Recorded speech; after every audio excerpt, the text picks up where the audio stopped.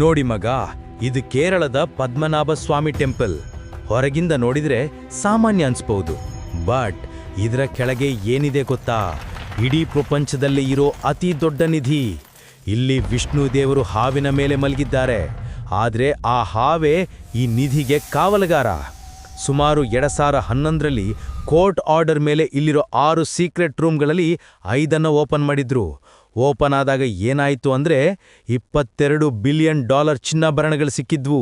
ಅಂದ್ರೆ ನಮ್ಮ ಲೆಕ್ಕಕ್ಕೆ ಸಿಗದಷ್ಟು.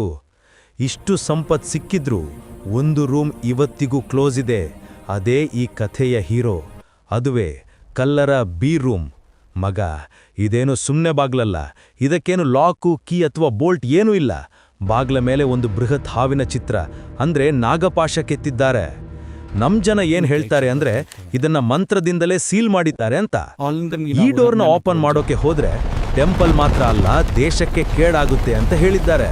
ಯಾಕಂದ್ರೆ ಈ ಬಾಗ್ಲನ್ನ ಓಪನ್ ಮಾಡೋ ಮಂತ್ರ ಅಂದ್ರೆ ಗರುಡ ಮಂತ್ರ ಇವತ್ತಿಗೆ ಯಾರಿಗೂ ಗೊತ್ತಿಲ್ಲ. ಹಿಂದೊಮ್ಮೆ ಯಾರೋ ಟ್ರೈ ಮಾಡಿದಾಗ ಅವರಿಗೆ ರೂಮ್ ಒಳಗೆ ಸಮುದ್ರದ ಅಲೆಗಳ ಸೌಂಡ್ ಕೇಳಿಸಿತ್ತಂತೆ.